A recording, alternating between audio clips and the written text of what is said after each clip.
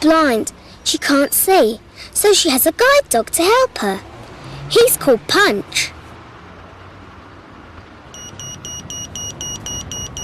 Punch is ever so clever. He helps Auntie Pat to cross the road, and if there's things in the way on the pavement, he helps her get round them. Magic Grandad said we could all have our tea in a pizza restaurant.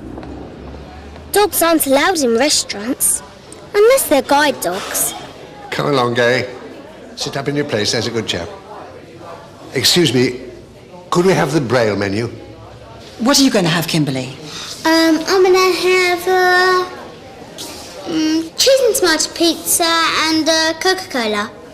I'm going to have a Four Seasons pizza and a lemonade. Here you are. Oh, thank you very much, thank you. What are you going to have, Auntie Pat? Oh, hang on a minute, I haven't had time to read this menu yet.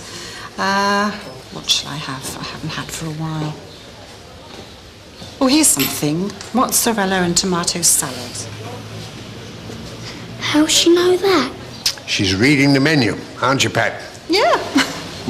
How can she read if she can't see? Why don't you ask your auntie?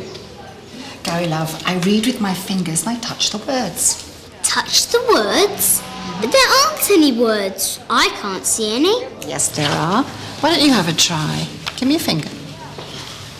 See? There's lots of little bumps. Yes, and each group of little bumps makes a letter. And those little bumps are a special language for blind people.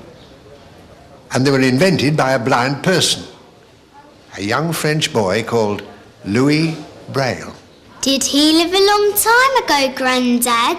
Yes, Kimberly, he did. Can we go... No, we can't. We're going to have our tea. Now, does everyone know what they're going to have? Uh-huh. Yeah. That evening, before we went to bed, Grandad read to us from a book about Louis Braille. It all started in a very sad way. Because Louis wasn't born blind. He became blind as a result of a very nasty accident when he was 3 years old. All because he didn't do as he was told. Sounds like you, Gary. Now, come now, do you want to hear this story or not? Yes, go on about Louis Braille, Grandad. Well, he lived in a little village in France where his father made saddles and bridles for all the horses in the village. And Louis used to come into his workshop and watch. Now, the workshop was full of knives and special tools for making holes in leather. And because they were very sharp, Louis's father had told him he must never, ever touch them. But one day, when his father wasn't looking, he picked up a very sharp tool called an awl and tried to poke it through the leather, just like his father did. But the awl slipped and went straight into his eye. Did it bleed? It did, but worse than that. He went blind. Oh, I'm glad we didn't go back in time. We wouldn't go back and meet him at this point in the story. No, you see, Louis Braille wasn't famous because he had an accident and went blind. It was because he did something very, very clever that has helped blind people all over the world ever since. And he did it when he was just 15 years old, when he was at a special school for blind children in Paris. Can we go back and see him then? Well, we can try. What about Auntie Pat?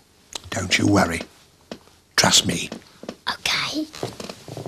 The only trouble is I'm not sure that my magic is strong enough. You see, Louis Braille lived in France, and I've never been abroad before. But if he lived in France, won't he speak French? Yes, that's the difficulty. It means I'll have to do a bit of extra magic.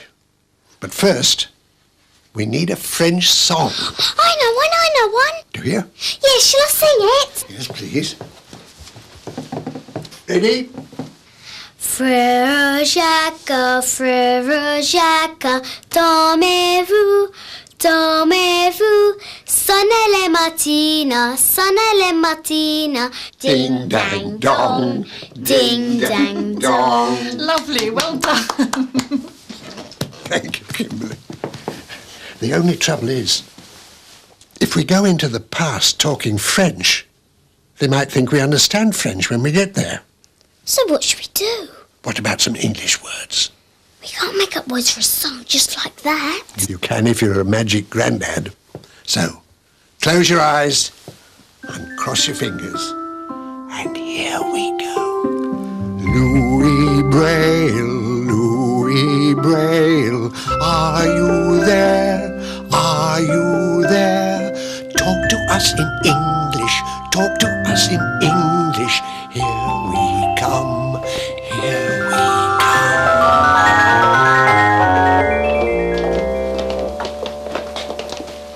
Boys, I must go and meet our visitors, Gabrielle. Can I leave you in charge of the class till my return? Yes, sir.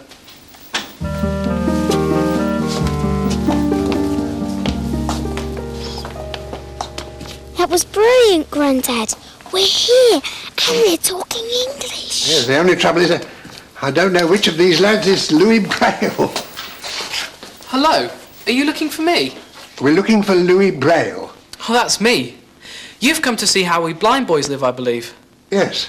You're very welcome. Please ask anything you want. The rope.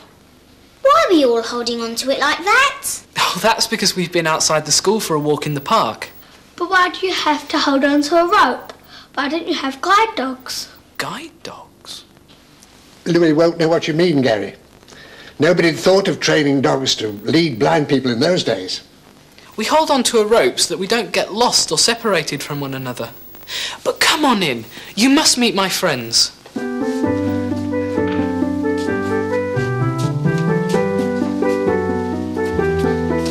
What big books, Grandad! Yes, that's the way the blind used to have to read, the way Louis himself learned.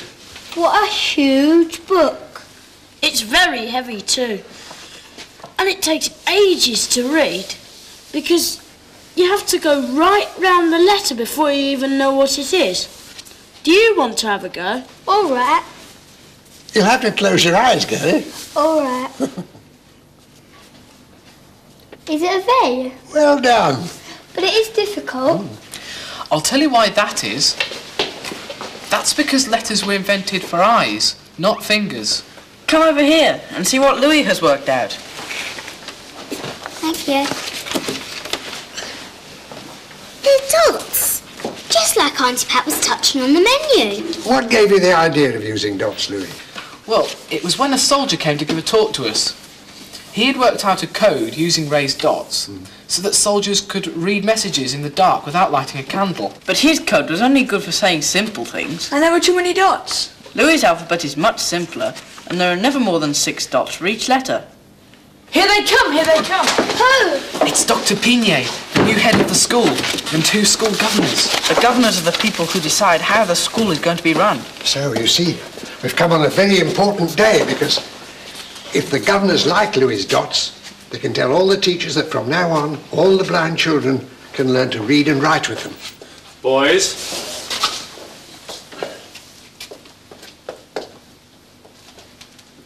you may sit. That's Dr. Pinier.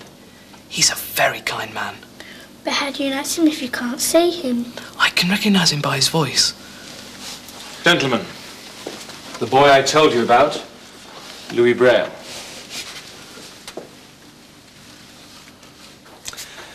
And this is the new alphabet he has invented for the blind. You see how neat and small the groups of dots are? Tell them why, Louis. It's so that each letter can be read with one touch of a fingertip. One of the most useful things about Braille's system is that it makes it easy for the blind to write as well as read. Louis, show the governors your planchette. And where did you get this? Dr. Pinier kindly allowed Gabrielle and me to make it in the workshop. I see. If you would like to dictate something to me, sir, Gabrielle will go out of the room while I write it down. As you wish. Out you go, Gabrielle.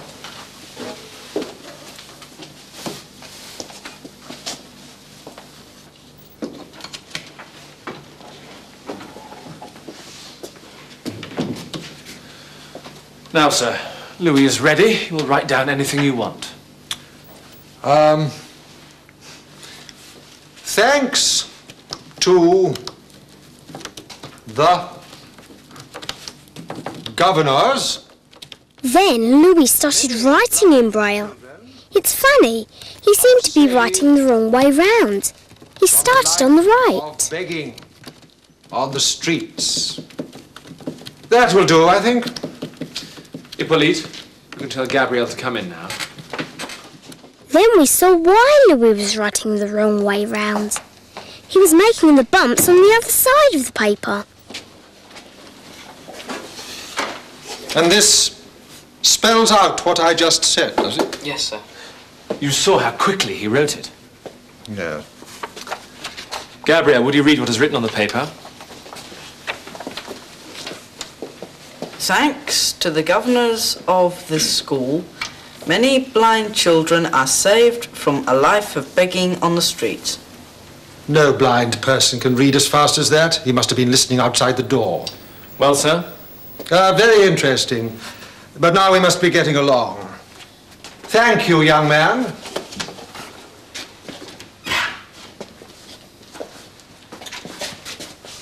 Good afternoon, boys. Good afternoon, Sir.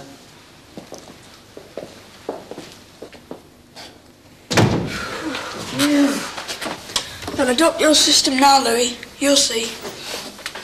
But if we were to change to his method, it would mean new books. Well, of course, yes. But my dear doctor, we can't just scrap the ones we already have. Think what they cost. And another thing, it would mean the boys could write notes to each other which their teachers couldn't read. I think their teachers will have to learn to read and write with this new alphabet, sir. Learn to read a new alphabet in order to teach the blind? Ridiculous. They'd never agree. No. We'll keep things as they are. Braille's a bright boy, but he's only a boy. He's much too young to know what's best. The magic was wearing off, so we said goodbye to Louis and went back home. Look how fast Auntie Pet's hand is moving. And her book's written in Braille. So that must mean they did start using his alphabet, in spite of that horrible man. Yes, they did. But not for many years. Not till after Louis was dead. So Louis never knew? No. That's sad. We should have told him.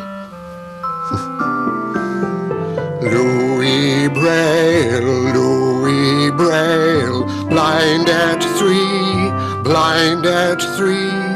worked out a new way for the blind to read from small raised dots.